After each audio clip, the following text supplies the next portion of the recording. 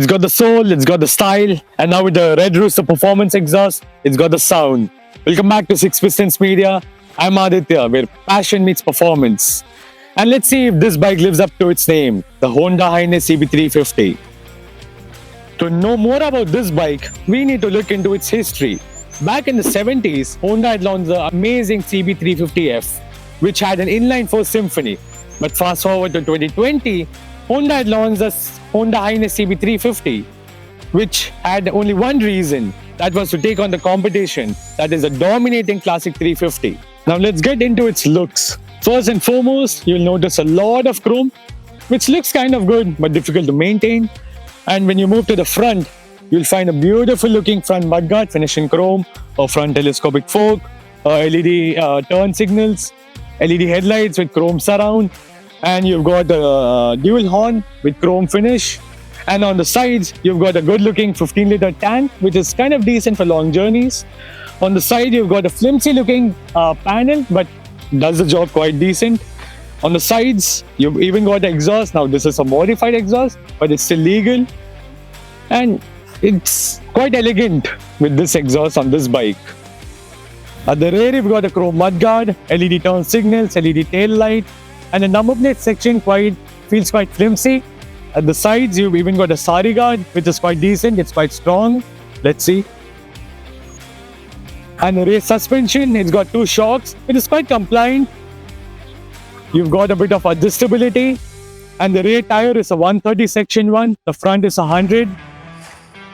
This bike has some amazing fit and finish quality. Of course, it's a Honda. The tank is beautiful. The engine casing is amazing with some silver finishing. The side panel isn't great. It's quite flimsy. The seat is superb. It's quite hard, but over long distances, it's fine. It makes a butt quite numb. And at the front, the panels, the black finish, piano black finish, isn't great. Over time, it gives a weird finish. The instrument cluster has got a classic but yet modern feel. You've only got a speedometer, not a tachometer. You've got the gear shift indicator, the ABS sign, the traction control sign. This has got the Honda selectable traction control. And you've got trip A, trip B, the average fuel consumption, the range, and the voltage level. Overall, it's quite a decent one. You've even got a Type-C charging point for fast charging.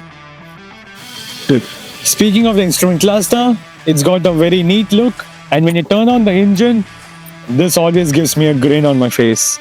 You've only got a speedometer, not a tachometer, but you've got the gear shift indicator, the ABS signal, the traction signal. You can even turn off the traction off.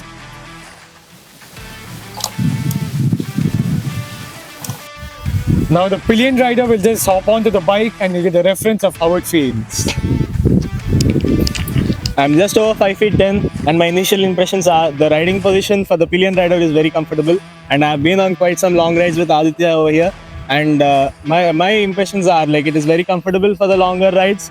The foot peg position could be a bit more forward, but overall it's a very comfortable and smooth ride for longer rides and for the pillion also.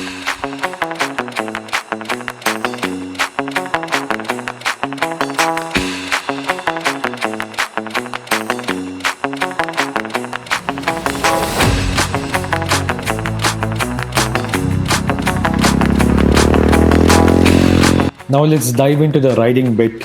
The first thing you notice when you start riding the bike is the clutch. It's extremely light, and when you compare it to the Royal Enfields, this is a joy to ride. Next is the riding posture. The riding posture is very neutral and you'll enjoy riding this in the city. Powering this beauty is a 348.36cc single cylinder air-cooled SOHC engine, which develops a power output of around 20.78 horsepower and 30 Newton meters. A thing to note is this bike has got a very tall gearing, and during city rides or even highway touring, you have to upshift and downshift if you have to pull and overtake. Next thing is the refinement. It's extremely silent, it's well refined in city or in highways. The vibrations are extremely minimal. Yes, definitely. Once you cross the triple digit speeds, you do hear a buzz on the seats, on the handlebar, and obviously the windshield which this owner has fitted does offer a lot of vibrations. The gearbox also comes with a slip and assist clutch. The gearbox, as usual, typical Honda, is butter smooth.